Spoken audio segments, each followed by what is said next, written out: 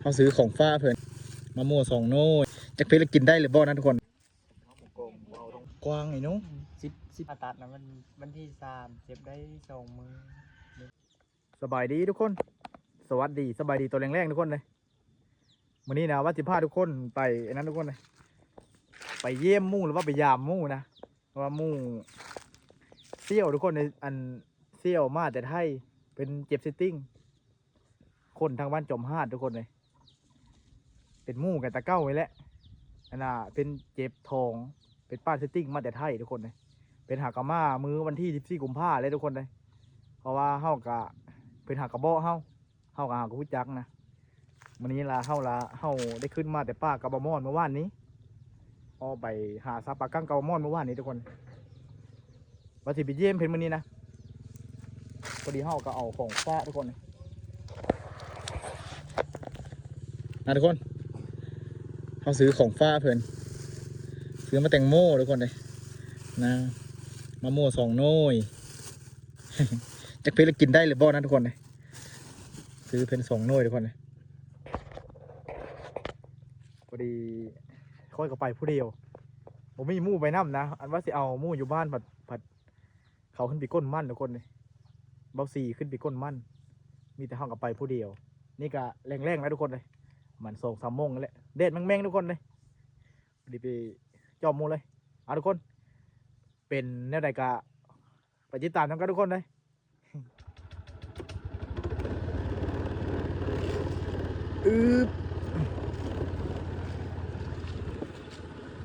ไปทุกคนขาไปบ้านจำห้านเท่าสิรีวิวเส้นทางเพื่อทุกคนเบิ่งทุกคนเลยว่ามันสิเป็นแบบใดนะขี้ฝุ่นเด่น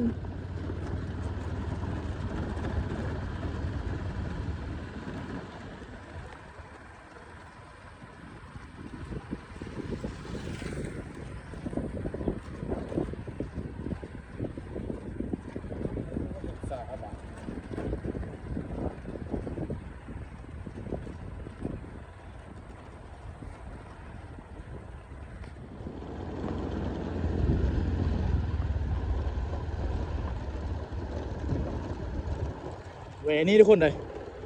เพราะว่าทางเส้นนี้เขาไปต้นเพิ่งนะอ้อเส้นนี้เนี่ยไปบ้านเว้งหรือว่าบ้านบึงบ้านเว้งอ้อจอมห้าทุกคนเลยเส้นนี้นะทางเปรี้ยวได้เส้นนี้นะ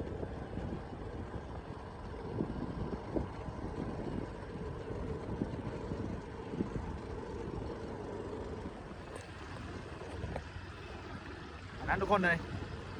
ย่านทุกคนถามทุกคนเลยอันว่ามู่นะคือได้มู่มันจมห้าทุกคนย่านทุกคนถามอันนี้มู่มันจมห้านะเคยเฮ็ดเวทน้ำกันทุกคนเลยเคยเฮ็ดงานน้ำกันอยู่ประเทศไทยเฮ็ดงานหาอาหารทุกคนเลยอยู่กันได้5-6 เดือนหรือว่าครึ่งปีนะเพราะว่ามู่จมห้าเท่านั้น2 คนที่จมห้านะแต่คนนึงยังอยู่ไทยทุกคนแต่พวกนี้นะเป็นเจ็บเซตติ้งเพิ่นละมาทุกคนหากระหอดบ้านบึงพะเนาะนะ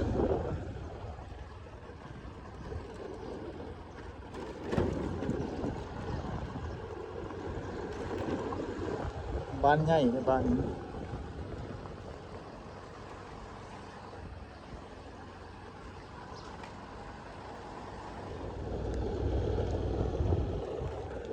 เป็นหอดท้ายบ้านทุกคนน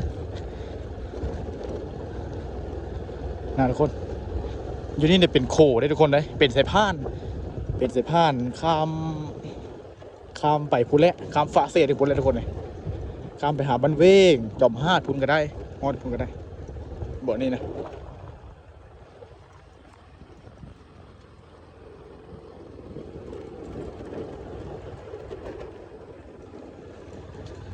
โอ้เฮ็ดกระท่อมมิโนะ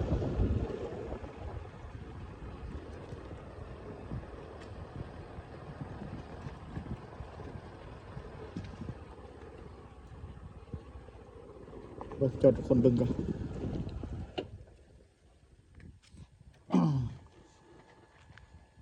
นะทุกคน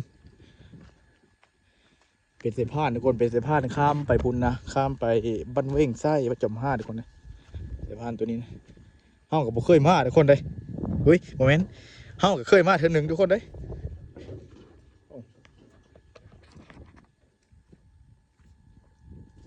พอดีค่อยเคยมาเทื่อหนึงเคยมาตอนอันเคยมาตอนกินโง่เฮิ่นในพันโดนทุกคนเลยมากินโง่มันมาทั้งเขาพันศีลพันผ้าแล้วนานเท่ากันเขาก็เลยรู้จักเส้นทางตัวนี้นะปกติเฮาบ่ได้รู้จักทุกคนเส้นทางตัวนี้นะทุกคน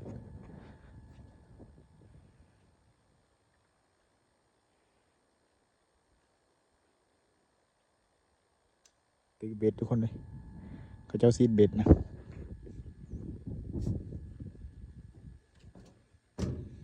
โอ้เป็ดตะย่านโอ้เป็ดตะย่านเห็นสูงทุกคนเลยสูงขมิ้มอยู่นะ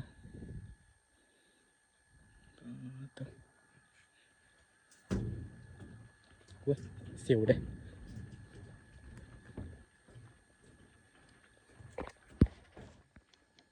พอดีค่อยกับรีวิวพอสำนี้แล้วทุกคนเลยทางเส้นทางไปนะมีแต่ไปเจอกันอยู่บ้านจอมฮาดทุกคนเลยเฮ้ยทุกคนเบิ่งโคอู้บ้านค่อยเอิ้นนะโคอู้นี่นะเสพานข้ามนี่นะข้ามเสตัวนี้นะเป็ดตะย่านทุกคนเลยอันนี้ก็บอนฮานเขาน่าจะบอนเขาเฮ็ดหานขาได้คนเลยยามบุญยามท่านนะนี่นะบางที่เขาก็ไพ่เฮ้อเฮ็ดต่างๆเขาแหละเอาไปทุกคนไปเจอกันยู่จมห้านทุกคนเลยพอดีไปเจอกันยู่เฮิร์นมู่ค่อยเลยนะ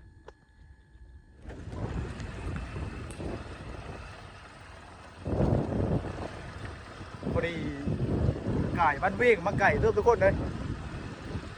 คือสิเมตรจักเมตรหรือว่าโมเมนต์น้ำพานตัวนี้นะจมห้านตัวนี้ทุกคนเลยเราลองไปหาทำทุกคนนะทุกคนคืออยู่แล้วทุกคนเลยแต่ค่อยเราบ่เคยมาอาลีบ้านนี้นะมันจมห้านนี้นะแมนอยู่วะโน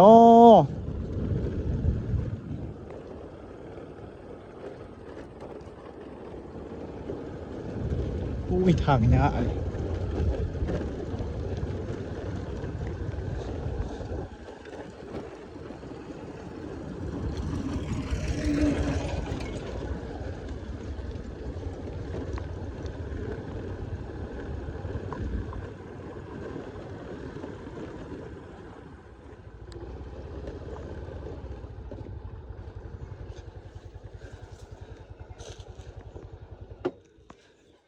โอ้ทุกคนเลยนะเมนทุกคนเห็นเมนแล้วบ้านจอมห้าท่านนะโหอะไรทุกคนเลยกับอีทก็คิดว่าโบเมนได้ไปทุกคนพอดีเฮามาเนื้อบ้านแล้วทุกคนเลยเฮามาเนื้อบ้านนะเฮาจีทักหาหมู่นะอ๋อทุกคนเลยโหนเด้รถจนกุ้มๆไปโหนทุกคนเลยเด็ดเม่งๆเอาทักหาหมู่แต่หมู่ไม่ได้ตอบกันนะถ้าบันหมู่ตอบกันหน่อยหนึ่ง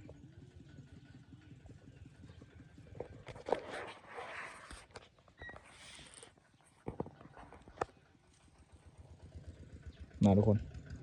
เอาไก่วัดมาแล้วนะเอาทุกคนเพิ่นว่านะอันเฮอเขาขี้ยาเพิ่นไปอีนะบ้านเพิ่นน่ะมันมีบ้านน้อยบ้านใหญ่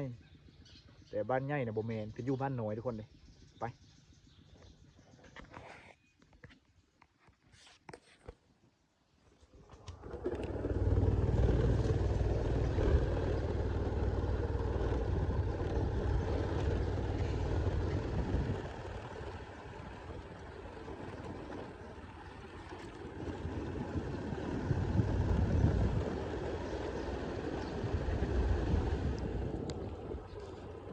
โอ้ทุกคนเลย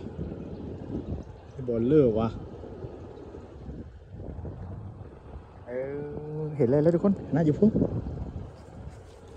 เห็นแล้วบ่เคยมาเพื่อนกับเจ้า มี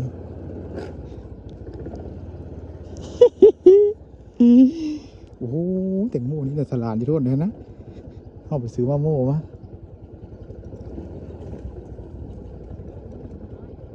ฮะพอดีมาฮอดแล้วทุกคนเลยมาเอาเฮิร์นหมู่แล้วนะทุกคนเป็นยังไงเฮ้ย โอ้ยผ่าตัดเลยได้ประมาณเท่าไหร่วะ เลยกว้างไอ้นุ๊ก 13บ่13 14มื้อนี่แหละ 2 ทิศ ผ่าตัดวันที่3 2 ทิศ ผ่าตัดใหม่วันที่13มาเลย ตัดวันที่พี่เลย วันที่13ผ่าตัดนะ 13 เดือน ผ่าตัดมื้อผ่าตัดนะมันวันที่3เจ็บได้2มื้อมื้อที่ขึ้นมื้อที่3นั่นไปห้องหมอ อันนี้เลยว่าเห็นอันได้ยินทองมาว่าได้เลยว่า ไปแล้ว ไปถามหมอที่เลยว่า ถามหมออยู่ เป็นสมอยอยู่ป่ะหรือว่ามาเลย นอนกระจ้างไปเลย ย้อนกับย่าเจ็บผู้ใด มีย่าเจ็บไหมค้างเลยตอนนั้นพอค่ะเอ็กซเรย์ตัวที่ได้20,000มันต้นพบกับเนื้อไปที่ได้หัวผ่าตัดเลยผ่าตัดเนี่ยทำผ่าตัดเส้นปลาย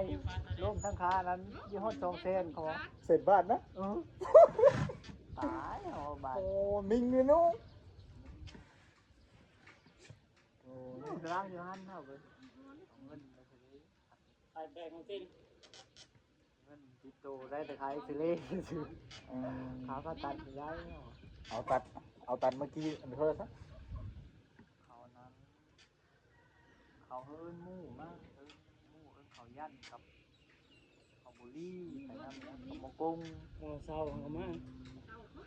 เศร้าของ มา มา พิจารไว้เลยเงินพ่อ ลงงอกเกณฑ์ ห เลย มู่ นะ ละเว้าพ่อในเรื่องเป็นเนี่ยเนาะตายเนี่ยเขาแนะนำไปห้องโมชน น้ำรักเตา เอาหมอส้นเป็ดนั่นเลยเฮ้ยคน เป็น ส้นก็ทื่นๆหมดเลยเลย เป็นห้องพยาบาลเป็นของรัฐนะครับรัฐบาลมันจะคือกว่ามันเป็นคลินิกนะห้องหมอชลบุรีนะหมอชลบุรีสอนบอลทองมาไปนะมันมีเน้นของรัฐแล้วเขาตั้งเองเลยอย่างเงี้ย ก็จะกินจะไม่กิน อันนี้เท่าว่า แล้วนะทุกคนพอดีเขาก็เอาแอนมูนิดนึงนะเอาของฟ้ากมาทุกคนให้มีแต่มาแต่งนี่แหละ เราจะซื้อก็เป๊ะมาต้มกันอย่ามันขำเนาะ กินต้มกินได้ก็ได้ มะม่วง2 น้อยหน่วยซื้อเลย10,000หนึ่งบ่10,000หรือ15ป่ะ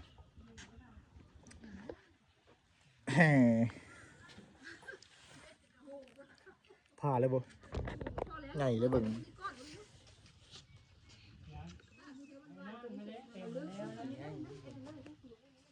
เบิ่งผ่าแต่งก่อน จะได้ปรับงานหลายงานมันบ้านนี้กว่านี้ หลายได้อเฮ้ยเดือนนี้นะเดือนเดียวเดือน4บ่พอนะ ต่อเลยนี่ตอนนี้นะ นับตั้งแต่เดือน4เอาไม่คำหนึ่งแม่นบ่คำหนึ่ง ชี้บ่ชี้คัน ตั้ง คำ มือถือมือชี้แล้วก็มาต่อเฮือนเฮานี้แล้วก็ยับไปก็เฮือนหลังนี้เลยเฮือนนี้ เออ ยับเนิบ โบเด้งนี่นะเฮ้ย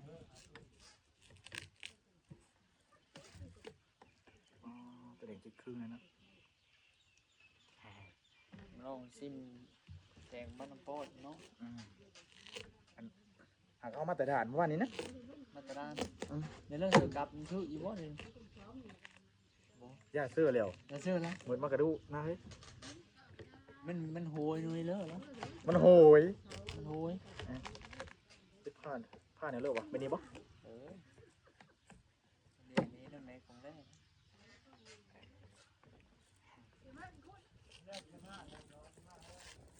เอาผ้าด้วย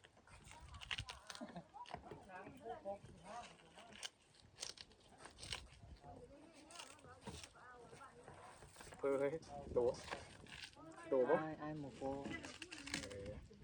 เอาหมูกรอบเอาตรงมากวะ ได้ทำเลย ต้องบอกกล้าได้ โอ้ผม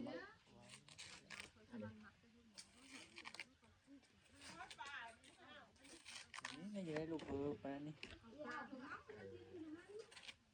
ลองดูให้ จะได้ได้ไม่เชิญได้ไม่เชิญนี่เนี่ยลุงจะเล่นะจับมันปอดนะ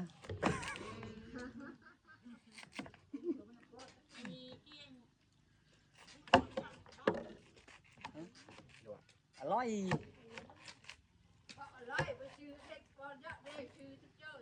ซื้อเจอทองมี ลึกเหมือนมาตาลึกคำตีด้วย เพื่อว่า มาตา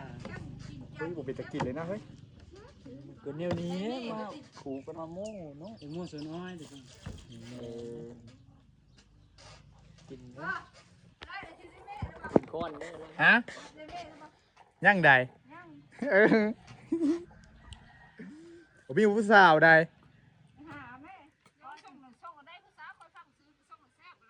เอาว่า หวานเลย มีแต่หมูเอาเยอะจะซื้อเป็นอะไรเลยนะ หวาน เอามาแต่งหมูบ้านเท่ากับหวานใช่เนาะ กินเลยกินจำกัดไม่ได้ กินไหม กินลายป้าไม่ยิบแต่แล้ว กินหลายจนไฟมันหยิบเตะเนาะ แต่แล้วนี่มือหน้า เดี๋ยวหมูซีหมูทุกคนเพื่อว่าหวานเลยเบิ้งล้อมก็ มีว่านแล้วว่านนะหมดเลย อืม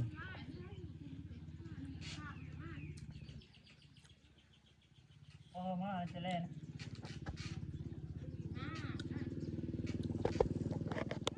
เนื้อ เดี๋ยวจะไปฮะแล้ว เนื้อจะไปแต่ทรงนี้เนี่ยทรงลิ้นโม้นเนาะ หมูนี่คือว่าคือมันคนละเพศเฮ้ยเป็นป้าไปทางนั้นพลิกแล้วชีวิตเลยนะเอ็นแต่ที่เราที่เห็นต่างกันให้เด้อ ใช่ เงิน100นึงกับบริษัทนะครับนี่กับบริษัทเติม เน็ตตรงนี้เติมมาพีเนี่ยมือคักแท้ จะทุบแซ่ไว้ เติมไม่ได้เดินเดินเลยเดิน 15เปิดแสนผมคลิปซากับบางที่ก็เดือนละ150,000บางที่ก็ทิศนึงมื้อบางทีก็เป็นแต่ทุกข์ไปทั้งรถ ลงเต็มเนาะ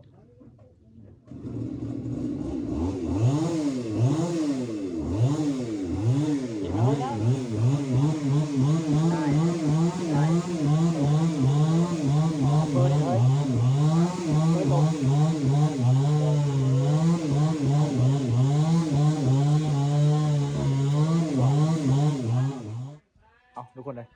พอดีกินแตงหักกันแล้วทุกคนเลยพอดีเพื่อนกัน คือว่าเจ็บท้องยังเป็นจังตัดผมได้ทุกคนเลย ทุกคนสร้างตัดผมตอนอยู่ไทยทุกคนเลยตัดเธอเดียวแล้วมีแต่เพื่อนอะไรนะสีมือยังคือเก้าบ่เฮ้ย คือเก้าแล้วมันหันดิ คือเก้าฮันแหลเนาะมากแต่ไทยน้ำดีกว่าคุณแต่ยุ่น้ำกันพวกนี้เป็นครึ่งปีเนาะเฮ้ย คุณกับตอนที่มาเนี่ยก็ตัดยัน ล่าสุดนะบ่ โอ้น่าสิงว่าเยอะมากเลยเมื่อตัดเขาไม่ไม่ก็เมื่อตัดตะบ้าน เพอสิ่งบ้านอนาคารนะบ่เออ กินก็ไม่จองมาบ้านนั้น อุปกรณ์ก็มีแต่เอามาแต่มีแต่ซื้อมาแต่ไทยทั้งหมดอันนี้น้ำพริกแล้วแต่เฮ้ย ตัวโคนโน้ตเล่มจอง เออตัว เปิดตัวเบิ้งหรือไม่นะ เบอร์กัน มันจะได้ชุดนึง เปิดได้บ่ หน้าแห้วตัวเบิ้งมัน มาลองโลบมึงเข้ากันนุ๊ เจ็ดน่ะมักซื้อแบบนี้ได้ซื้อสวรรค์แล้วกันซื้อฟิโลเฮาชอบถือมาเดี๋ยวเราเดย์เจอเขา มันคุณท่านได้สิมัน แม่น ราคามันก็พอฟักเลยมาใส่เต็ม ต้องเดินจังอ่านเลยนะเฮ้ยมันล่มเหมือนห่อบ่5 4 5ไม่โอ้โห 2 3 กันครบ2 อันต้องเดิน3 5 อัน พอดีเห็นตั้งหารก็ได้นู้ ลมมูลค้าเราเลิกไป ลงบุกหาโยพันกว่าแผลตัวสูง ทั้งเม็ดนะ มันไม่ยอดทรงนะ บักจะซื้ออยู่เล่าแพงเดี๋ยวเฮ้ยนู้ไหนบ่อยู่ไทยพอฟังใดราคาจัก100 300ก็มีบ่ ตัวนี้500ตัวนึง500ตัวนี้700 โอ้ทุ อ๋อ2 อันนี้พัน มันที่ เป็นพันเลยนู้ส่งอันนี้ก็ ตัวนี้200ปลายตัวดำ อันนี้นะกดโน้ตอันนี้ก็ซื้อมาแต่พุ่นวันนี้นะ เอามา เปิดหารแล้วเพิ่นก็ได้ เปิดกันได้ดี อืม อยู่บ้านเรามันอยู่นี่ดิ แม่นตัดคักปานนั้นเนาะเก่งหมุนมองมา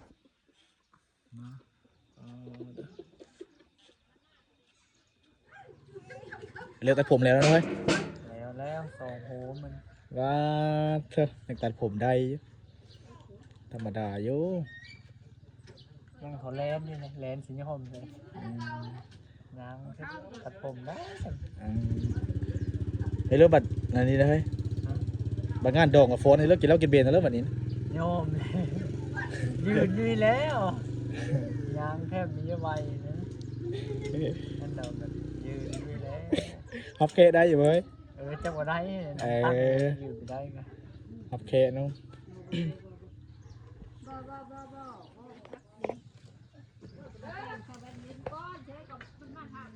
เอาทุกคนเลย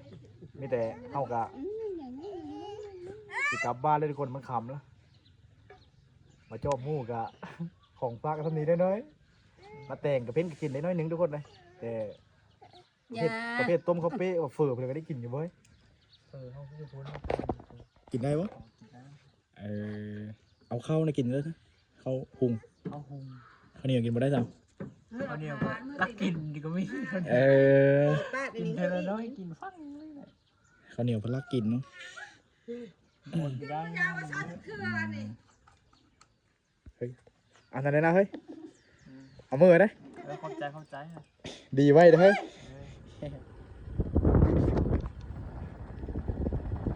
เอาทุกคนเลยมีแต่เฮากะออกมาแต่บ้านหมู่เลยนะมีแต่คลิปนี้ก็เฮาก่อฟ้าเท่านี้ได้ทุกคนเลยเดี๋ยวเอาทุกคนเลยคลิปนี้ก็เฮาขอฟ้าเท่านี้ได้ทุกคนเลยเพราะมาจอบหมู่กะเฮากะได้มะม่วง2 หน่วยมาต้อนแต่มะม่วงเขากะหลายอยู่แต่เฮาเอามาต้อนเพิ่นเอาว่าเขาเป้เฟื่อเพิ่นก็เพิ่นยังกินเผ็ดบ่ได้ทุกคนเลยเอาไว้สิซื้อของแบบเอามาต้มอันนี้กะมีแต่เฮาขอฟ้าเท่านี้ได้ทุกคนเลยเดี๋ยวพบกันวิดีโอหน้าทุกคนเลยสบายดี